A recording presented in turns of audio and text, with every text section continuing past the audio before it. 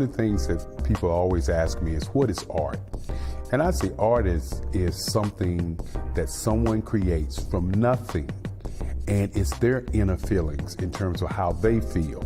And it's something that should not be judged and cannot be judged by anyone other than that person that did the particular piece of work.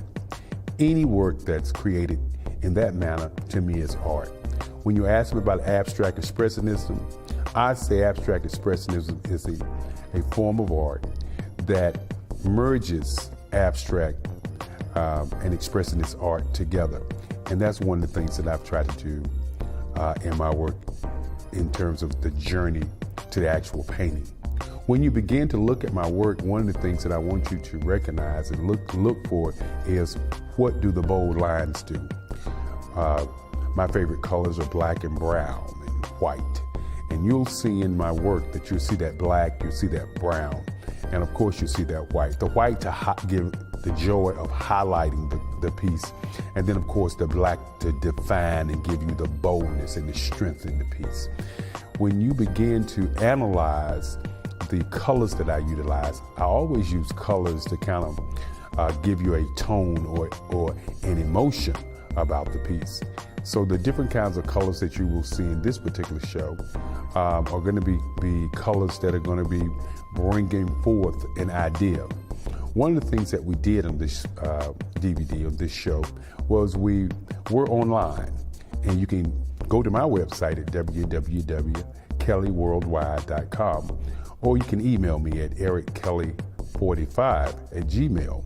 But we went online and we had people to tune into the show and ask them what colors would they like for me to use. And of course, the colors that they asked for, we utilized those colors. Those colors were red, orange, green, and white. And we added an additional color of blue and gold. And that's what you're going to get on this particular piece. We had a survey of people that they wanted me to paint, and everybody came back with the Beyoncés, the Barack Obamas, the stars of the now. And what we chose was Beyonce. So that's the piece that we're doing. We hope that you enjoy the artwork that we have created. And in this DVD, you also will see other pieces that I've created, and hopefully that you will enjoy this show. And if you're looking to have me to come to your gallery or to your museum, I can be contacted at 919-308-9090. And of course, as I always say, love without happiness, there's no peace of mind. My name is Eric Kelly III. I hope you enjoy the show, and I look forward to meeting you, and I hope you enjoy my work. When discussing abstract expressionist work, one of the things that I had to do was do some research. And that research led me to abstract expressionists. Figurative drawing is a part of what I do. I use parody and I use satire when I do my pieces. And so what I did was I joined those four pieces together. A lot of times people ask me, how did I discover abstract expressionist artwork? And I say, I didn't discover it. It's something that's been here all the time. I just have taken it and expanded on it to make it an art form that I utilize for my subject matter through my journey. When I was 4 years old, my grandmother gave me a pencil. We were sitting in church. I think she thought I just was going to scribble, but I began to draw the choir. Later on, as I matured, she said that picture that I drew, the first one that I drew, looked like people in the choir. And so with that thought, I kept drawing. Drew through junior high school, created some nice pieces that won some awards, and continued to draw. But drawing and painting was not my focus. My focus was education and history. History was something that I really enjoyed, and I pressed forward to be a history major. I wanted to be a history major in college, as a matter of fact.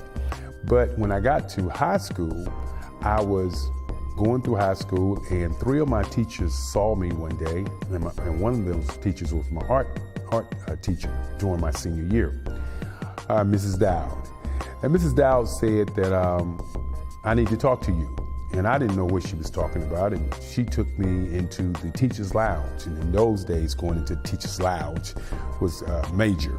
And so while in the teacher's lounge, Miss Corbett joined her, and Miss Cousin, my history teacher, and my English teacher. And they sat me down and they said, well, you're not going to graduate. Knowing me, the kind of guy I was, I wanted to graduate. And they said, well, the only way you're going to graduate is you're going to have to draw more, because Ms. Dowd tells us that you come in class, you have a good time with all the students, and then you draw or do the project better than anybody in the class the last day when the project is due. And so she's interested in you doing more art. And so I took the challenge that year, my senior year, in 1975, and I drew every night before I went to bed. I drew Macbeth, I drew the Greeks, the Romans, I drew all of the stories that we studied. And for Mrs. Cousins, who was a Black history teacher, I drew about the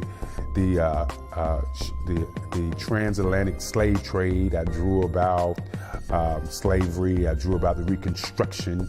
I drew about Martin Luther King's and the Malcolm X's and all of the great people, the Carter G. Woodsons, the Benjamin Banneker's. And I kept drawing for those three teachers. And at the end of the year, the Durham Lynx came to school and gave me an award. And I was surprised because I thought that the Durham Lynx was going to give that award to someone else. I had so much work, I had enough work to fill the hallways. And once I looked at my work, I thought about where would I go to school. And because of the Durham Lynx and all of the attention I got letters from a lot of schools. And I researched the schools and I decided I wanted to go to North Carolina Central University. And the reason to go to North Carolina Central University at that time, they were the #2 school in African American art, which means that most of their teachers had books in the library. You could go and you could read and you could study. And I studied with Mason and Pendergraft and Carlisle, some of the great ones. Had a chance to meet Willie Nash and also see some of the great works of Ernie Barnes. So as I continued to do my work, one of the things that I tried not to do was be a copy of any other artist. And incidentally, I was taken on a field trip at North Carolina Central University after they gave me an art scholarship, of course.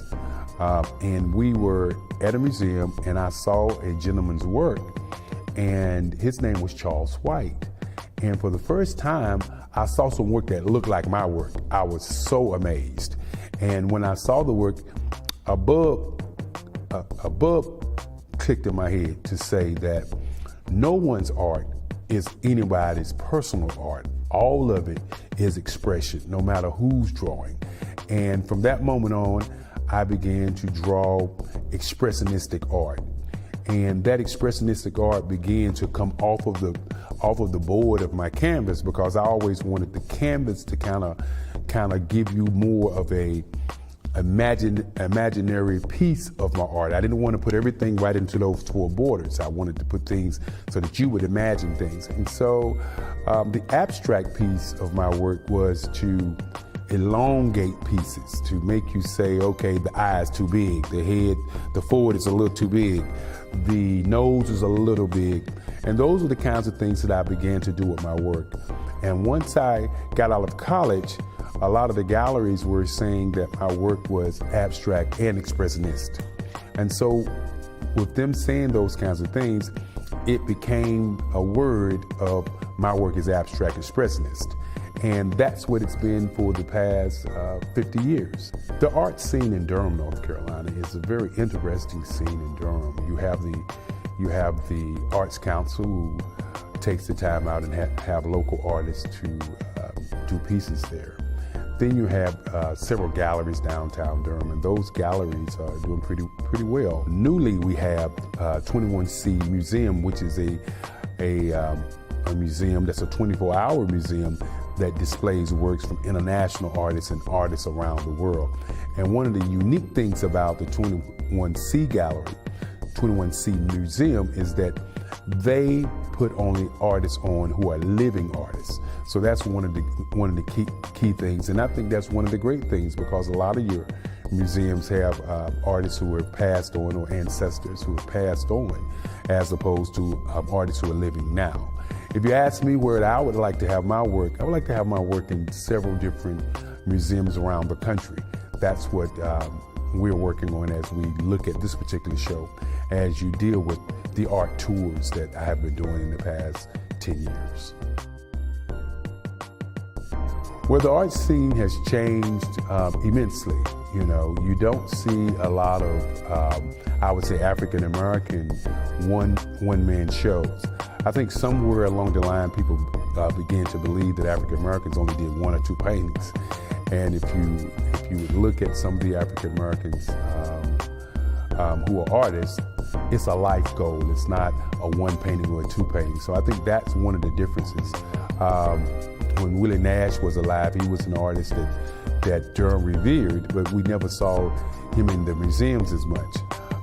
Then there are several other artists who live in this beautiful city who I think should have one-man shows, because they have a tremendous amount of work. The other changes are the galleries. The galleries, they are more fine arts oriented than a gallery where you have an artist in residence that's painting, and then he's putting his work into a particular gallery, and people are buying those particular works.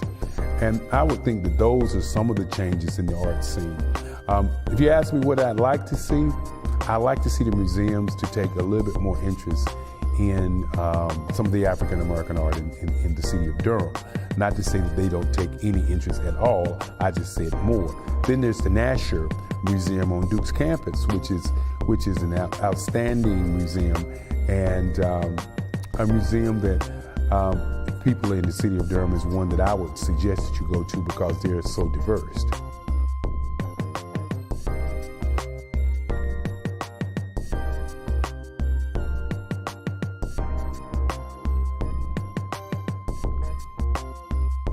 One of the things that you, as an artist, you'll get from time to time is people to commission you to do pieces of artwork. And I was commissioned to do North Carolina Mutual Life Insurance Company.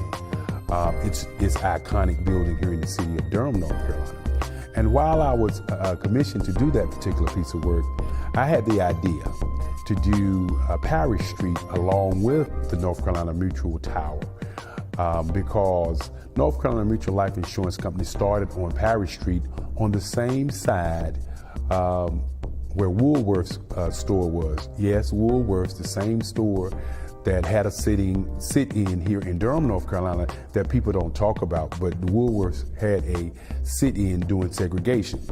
And across the street, North Carolina Mutual moved into the now Mechanics and Farmers Bank building, and that was the last place they were until they moved to Chapel Hill Street and build the 12-story tower there. And so what I did was a piece called Black Wall Street. Durham's great history of black businesses began on Parish Street. Parish Street used to be a mecca for black businesses up and down Parish Street. And so the insurance companies, the banks, the community savings banks, and a lot of lawyers had their businesses on Parish Street. As a matter of fact, my advertising agency was on Parish Street on the second floor there. And so I drew a picture of Parish Street denoting North Carolina Mutual Life Insurance Company, places where they began and subsequently places they went to, and then to the big tower. And if you were to stand on Parish Street today and look straight ahead, and if the 21C building wasn't there, then you would see all three places where North Carolina Mutual Life Insurance Company was. And I want to say that it was probably a very joyous piece that I was drawing. Now, one of the things that I did try not to do was make it an architectural rendering of the building. And that's one of the things that I talk about when I talk about my art. I don't like to be defined into lines. I like to be a little left to lines or a little right to lines. I believe that if we're going to be defined into lines, we might as well take a picture and hang that picture up. So the Black Wall Street piece is a perspective piece that's done in abstract expressionistic format. What I look for is a piece that exudes a feeling, that exudes an emotion. And then I take that piece and I try to stretch that piece from just that emotion into something that's going to say something to the audience. There were thousands, I'm sure thousands of pictures that I could pick from when I picked the Beyonce picture. And I look for a picture that will give us that feeling that this is her on the inside, not her on the outside. And what would that give to a person? How would you feel about this piece when you see it? And again, I wanted to put lights in there. I wanted to put bold lines in there. And I wanted her to kind of dominate you. And that's how I chose that particular piece. But most of the pieces that I choose it the very same way. I look for some eyes that capture me, or I look for a nose that captures me, or I look for what I would call a feeling or an image that gives me a thought. And then I pull from that thought, and then I try to, once I start painting, I try to put that thought into color.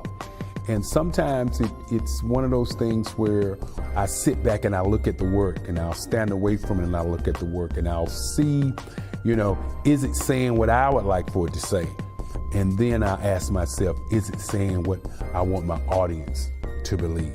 And that's how I pick my work.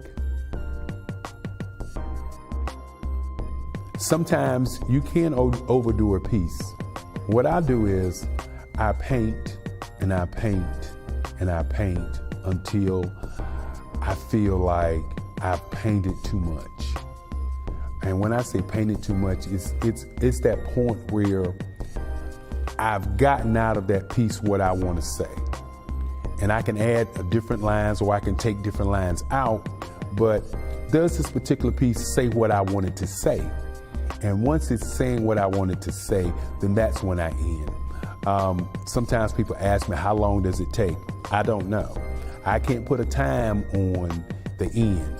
I can put a time on the beginning. And that's one of the things that I try to do each and every day, is to begin a piece of artwork.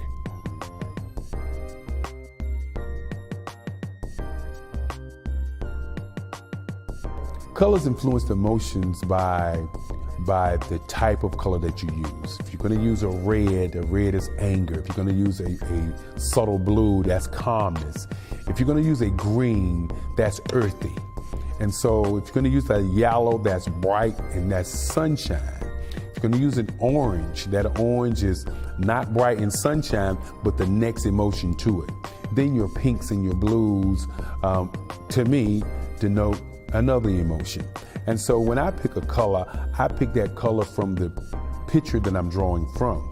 If someone gives me a picture and it's a picture of somebody in anger, I right away use the browns, the reds, the green, the dark greens, and to give that feeling from that particular piece. If somebody gives me a piece, or if I select a piece that's saying I'm happy or I'm serious, then I try to use those colors that give you the hues and tones that are going to make you say, okay, this person is happy, or this person is nonchalant. And so that's how I choose the colors. And the most important part of what I do is I utilize white for highlights, and I utilize black for the darkness and the boldness and the strength of the piece, and to pull the piece all the way together so that there are some levels or boundaries. But as I said earlier, I like for the boundaries to be non-existent.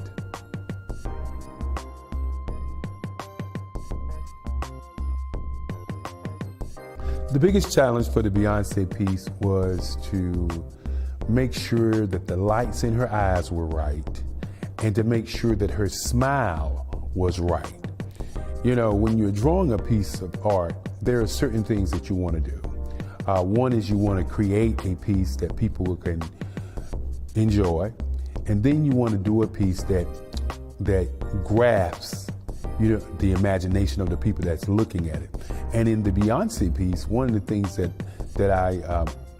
that was a challenge for me was to ensure that I didn't make her too happy and that I didn't put too many lights in her face. As I always say, if you put the right lights in the face of a piece of artwork, that piece of artwork will look like the person that you're drawing.